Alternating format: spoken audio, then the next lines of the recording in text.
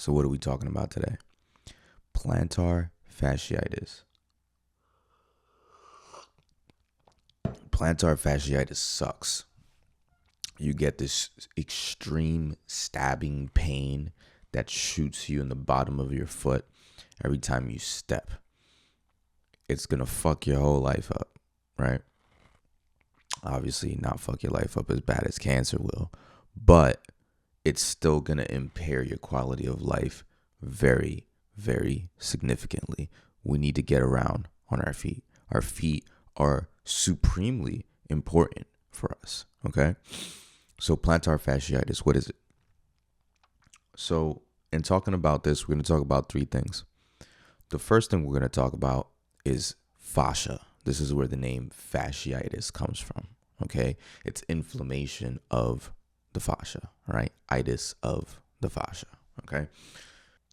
So that's the first thing we're going to talk about. The second thing we're going to talk about is some anatomy. I'm going to break down some of the anatomy for you so you could understand how the plantar fascia is built and why it gives us problems in our modern day age. And then the third thing we're going to talk about is what the hell do you do about it, right?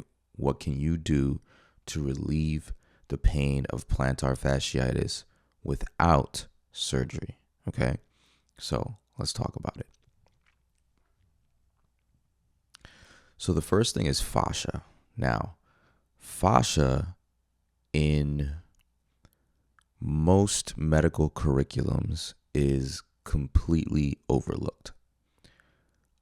It's one of those things that people group into a category of just whatever, fill in the blank, right? It's just fascia.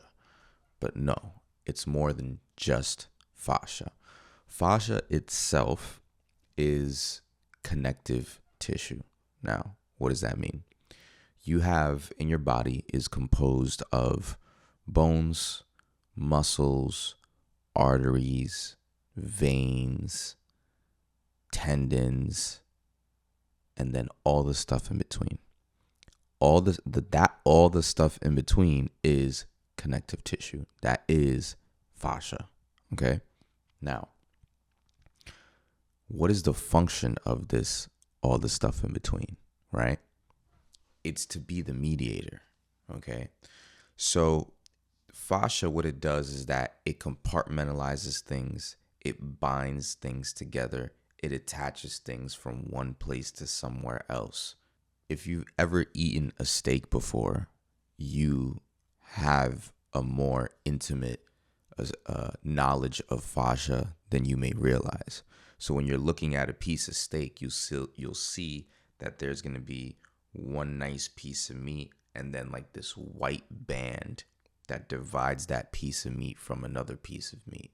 Okay, that white band right there is a piece of fascia that was separating those two bands of muscle. Okay, and if you were to follow that white band, you would see that parts of it turn into the muscle tissue, and they'll divide that big piece of muscle into like these smaller fascicles of muscle fibers. Okay, and it compartmentalizes them into these small little bands of muscle fiber. Okay, so this is what fascia does. Okay, so it has an intimate relationship with muscle fiber, right? Because it's wraps around outside muscle fiber and also invests itself into the muscle fiber.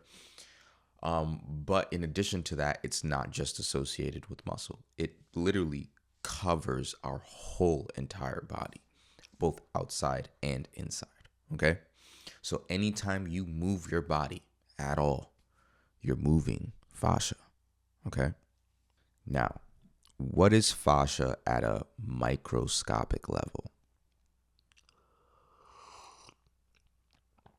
Fascia at a microscopic level is mostly composed of a cell type called fibroblasts. And these fibroblasts, what they do is they make the stuff that makes up connective tissue, essentially, right?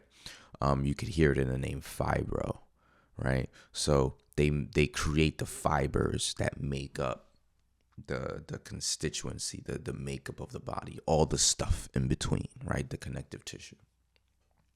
Besides fibroblasts, though, there are other cell types that are scattered throughout fascia. You're going to find the endings of nerve cells there, okay? You're going to find immune cells there. You're not going to find too much blood vessels, but there's going to be some, okay? And that's mostly what you're going to find. And you may find a couple of endocrine cells scattered throughout, or neuroendocrine cells scattered throughout. But for the most part, you have fibroblasts and nerve endings for the most part, okay? So if you have nerve endings in there, what does that tell you? That tells you that fascia is serving some sort of role with the nervous system, okay? Some sort of intimate role with the nervous system, okay? And this is now how we're going to draw the relationship between fascia and pain, okay? So if you were to look at fascia under a microscope, what you're going to see is a bunch of fibers, okay? Now, how these fibers are organized is what makes all the difference.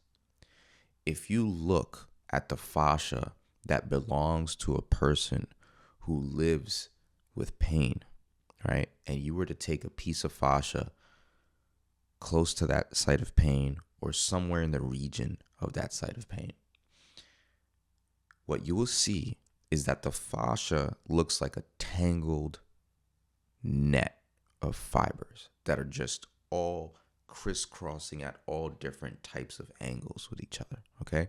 I'm going to put a picture so you guys can see this. So this is what the tangled mess of fascia looks like. And you can see microscopically how it's just complete chaos.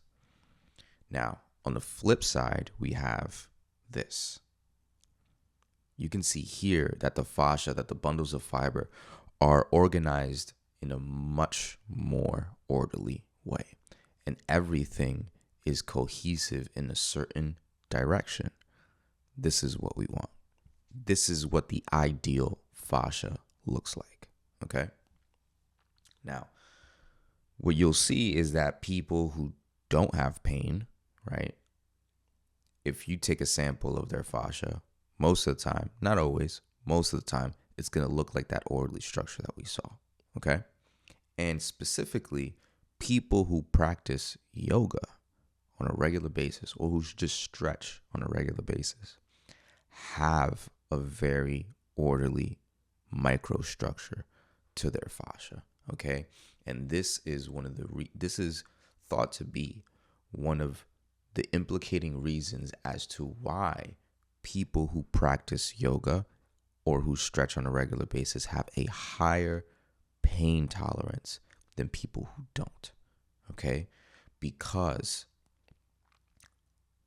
in a person who continuously stretches out and puts tension on this fascia, it changes the nervous system in a very fundamental way, okay? It changes the nervous system in a very fundamental way where it dampens pain signals. You have to realize that pain is a perception, okay? Pain is not, I'm not going to say that pain is not real, but realize that you realizing that you have pain is a perception that your brain is telling you. Your brain is telling you, listen, this is painful, okay? Now, what that thing is that is painful is going to vary from one person to the next, okay? So when your fascia is this tangled mess, okay, it makes the nervous system more susceptible to pain signals, okay? So it makes it easier for you to perceive things as painful, okay? Now, also, you have to imagine what it's like for a nerve cell to live in an environment that is a complete tangled mess versus living in an environment that has a more orderly structure to it. Here we have a foot, okay? Now, the main thing I want to point out to on this foot, I'm not going to go into full detail on the anatomy of the foot. I actually have a completely separate channel just for anatomy. And there's one video that I did on foot anatomy. So I'll link that in the description below. But anyway, for the purposes of this video, I'm going to talk about this very simply. Okay. When you look at this foot, what you notice is that it's composed of an arch. Okay. There's this arch right here. Okay. Now, this back here, this is your heel bone. It's called the calcaneus. All right. Over here in the front, we have the toes. All right. These toes are known as phalanges. All right. Now, remember what I said, that fascia is covering everything. Okay. And then it turns and it basically goes into the spaces between muscles and bones and every kind of crook and cranny that it can find. Fascia is going to go in there. All right. So you have a whole band of fascia that is covering the bottom of your foot. Okay.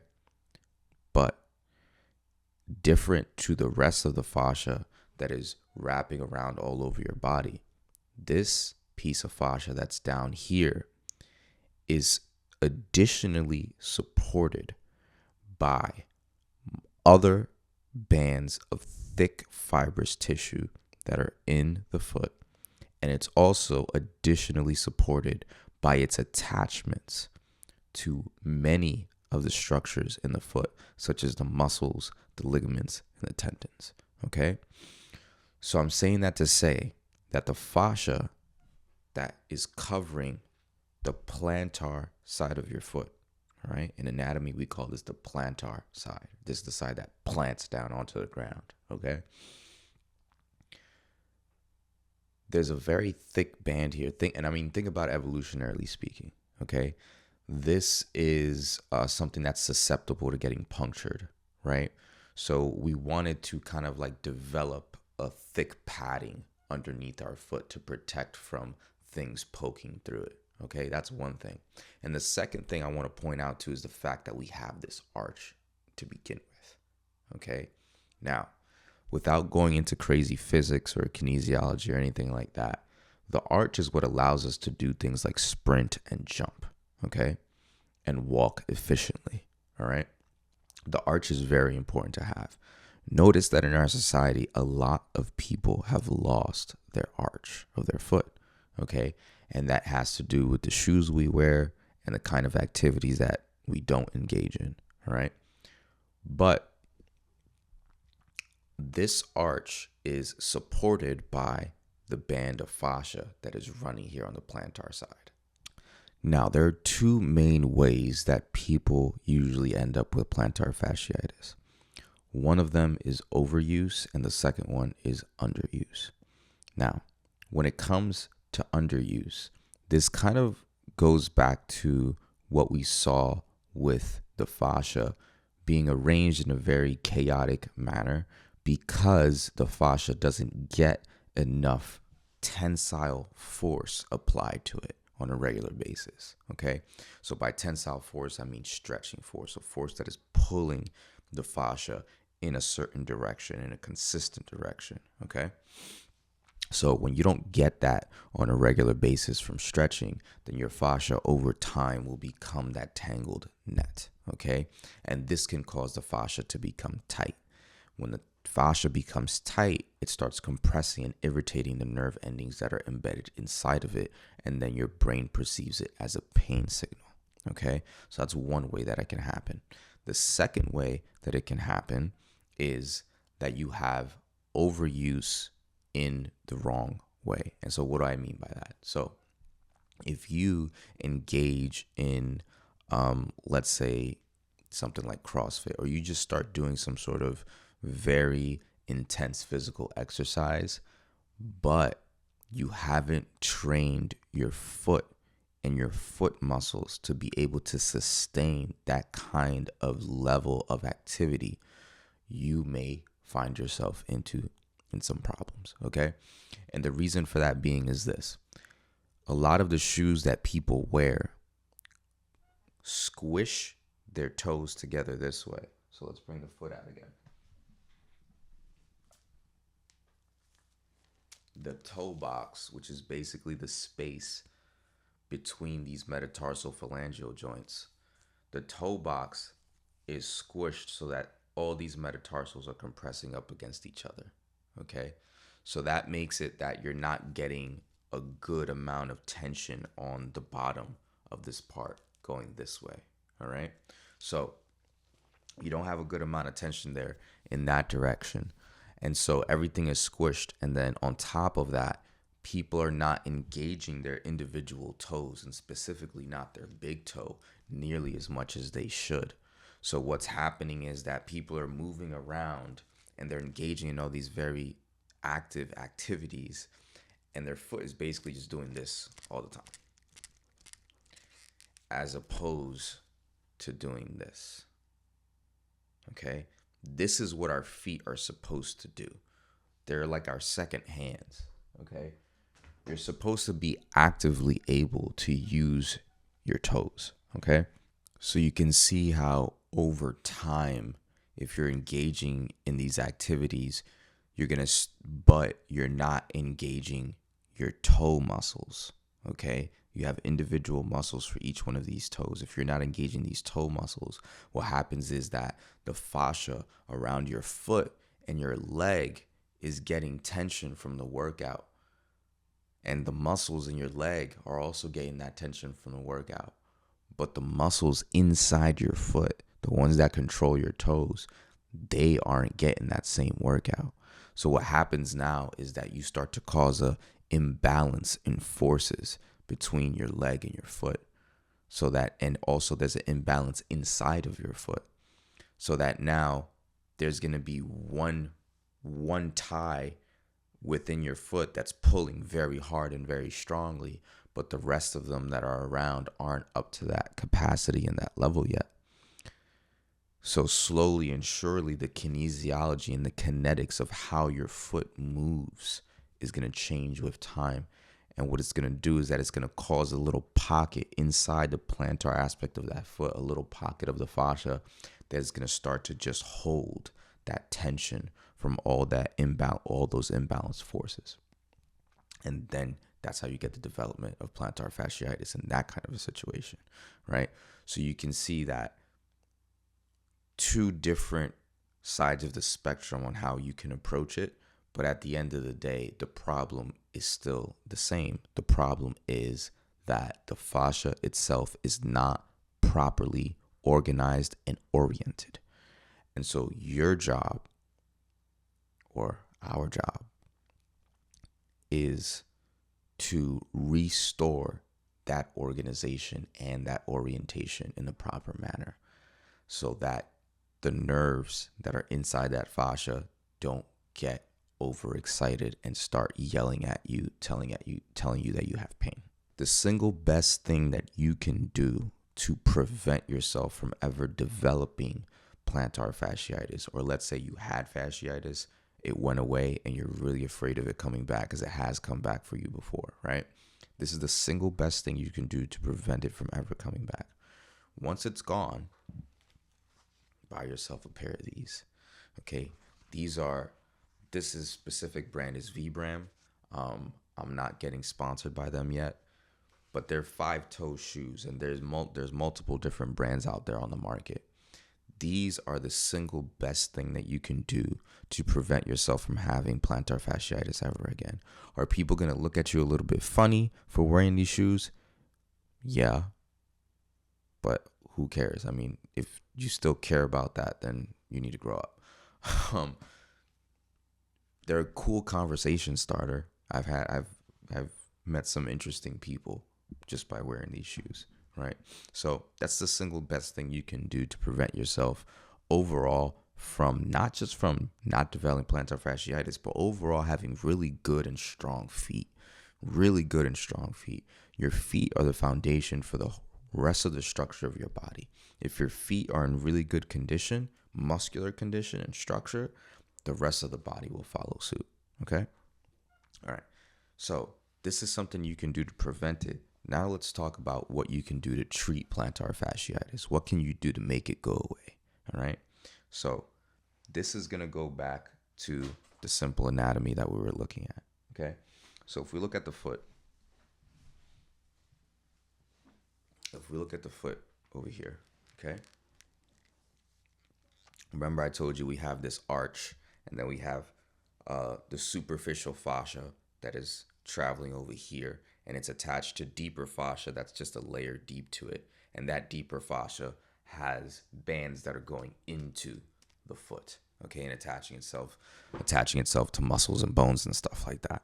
What we are going to do is we are going to stretch out the foot like this. Okay. See what I did with the toes there? So we're going to stretch out the foot all the way like that. Okay? And the reason for that being is we want to grab that superficial fascia that's right here. We want to grab that fascia and we just want to pull it this way. Okay? So I'm going to show you what that looks like. So essentially I'm just going to sit in this kneeling posture. And I want you to sit here for as long as you can. As long as you possibly can. And then keep stretching those toes. Try to get them as far forward as you possibly can. And while this is happening, my toes are also spreading out like this, and that's good. I want that to happen, okay? I want my toes to get that spread. I want everything to get stretched out, not just in this direction like this, but also across this way, okay? So that's good. And then once you reach a point where you say, I can't sit here any longer, now what you're gonna do is you're gonna turn this way. You're gonna put it down like this, okay? And now we're gonna sit like that, okay? And what this is gonna do is gonna stretch out your ankle on the other side, okay? Remember what I said before. Fascia is invested all throughout the body, okay? And if you wanna address the fascia in one specific location, you also have to address the fascia in the neighboring locations. So we're not just focusing on stretching the bottom of the foot, we're also focusing on stretching the ankle and stretching out the leg, okay? So we're gonna do this, and once I sit here for as long as I can take, then I go ahead and I switch back to this position here, under my toes. And I sit here like this, okay? And we're gonna hold that position, and you see how I'm sliding my feet back ever so slightly to get that extra stretch in my toes, to extend them as far as I possibly can. All right, and then if I want to relieve it a little bit, I just push back here, stretch it some more, lean forward there, okay? And then again, I switch back and I sit here like this, okay? And that's one set, and I want you to do at least 3 sets of those every day, at least once a day. And if you want to do more, go ahead and do more, okay? Now, the next stretch that I want to show you guys, those are two stretches we learned there, right? And you're going to do both of those stretches in one shot, and this is the third stretch that you're going to do, okay? So one of the main things I need you to note about this stretch is that the whole time I'm stretching, my knee is locked in and straight, okay? I'm not bending my knee like this into flexion, all right? I'm keeping it completely extended, all right? So what I'm gonna do is I'm gonna go ahead, plant my heel down, put my toes up against the door or a wall, and now I'm gonna start walking myself forward like this, okay? And I'm trying to lean forward as much as I can and pull myself, all right? This stretch is gonna stretch out all the muscle and the fascia that is on the back side of your leg. Remember what I said, the fascia is running all over your body, okay? This fascia that's back here is the same fascia that continues over your heel and into the bottom of your foot. So when you stretch out this, you're also helping stretch out this. When you stretch out this, you stretch out this. When you stretch out this, you stretch out this, okay? Everything is all connected. So that's one of the main interventions that you can do to help reverse the plantar fasciitis and bring yourself back to a pain-free state. If you ever at any point start feeling the twinge of the fasciitis coming back, immediately go right back into those stretches, okay? And it'll keep it away from you, all right? Now, that is one of the exercises you can do. Another exercise that I also highly recommend is breaking up the fascial tissue by using things like balls or bars that you roll on your foot. All right. And this is a common thing that's used as a part of physical therapy for plantar fasciitis. All right. So get a tennis ball or get a handball, right? And basically roll your foot on that ball, okay? And make that part of your routine, all right? Now, speaking of routines, there are times working as a health advisor where I want my clients to do certain things for themselves, but I can sit here all day and tell you that you should do this. It's a much harder thing to actually do it and to implement it into our lives, especially if we haven't taken the time out to add some structure to it. So let's just talk about that real quick. If you're going to start something like a stretching routine for plantar fasciitis and you want to keep to it on a daily, as you should, that's really the best way this is going to work for you, then the way you have to do that is you have to attach this new habit to an already existing habit, okay? So let's say, for example, for myself, one habit that I have installed is every single day when I wake up, one of the first things that I do is I go to the stove, I pour some water into a pot, and I boil the water so that I can drink hot water first thing in the morning. That's something I do every single day. So because that's already an installed habit, what am I going to do to add a new habit? Well, when I wanted to start a qigong routine in my life, what did I do? I decided that the time that while that water is boiling, I'm going to do some qigong. That's it, right? So now I had a new habit that I installed that I overlaid over an already existing habit. Let's say you have a cup of coffee every morning. Okay, fine.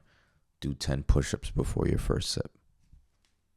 It's that easy, right? And it doesn't have to be a big thing, a long thing, right? I think a lot of times what keeps us out of healthy habits is that we make the thing bigger than it needs to be. People want to go get gym memberships, block out 2-3 hours of their day, go get ready, have to put on a new outfit, take a shower, do all this fucking shit just to move their body. You don't have to do it. You can move your body right now. Literally, just pause the fucking video and do 10 squats. Like, it's not a big whoop to do. Don't make it more than it needs to be. All right? Simplify your life. Okay? That's the main thing that I'm going to leave you with there. And I also just want to talk real quick about surgery. So if this is something that you've suffered with for a long time and nothing works, then you may have spoken to a surgeon and considered that option. This is all I'm going to say. When you alter your anatomy, you alter your anatomy permanently, okay? There is no going back from that. When you alter your anatomy, you're altering the way forces are distributed through your body. When you alter the way forces are distributed through your body, you permanently alter the way that body functions. You're never going to get that back, okay? So I highly suggest to avoid it as much as possible. But just like anything, there's a risk-benefit analysis that always needs to be done. If you really feel like the benefit of getting this surgery far outweighs any risk of dysfunction further down the line, then by all means, go for it, okay? But I would recommend non-surgical means first. Really exhaust and try out all non-surgical methods first before you do that. So I hope that you have a newfound appreciation for fascia, that you have a better understanding of what plantar fasciitis is, and you also know what to do about it now and how to keep it away. All right? Until next time, may the force be always with you.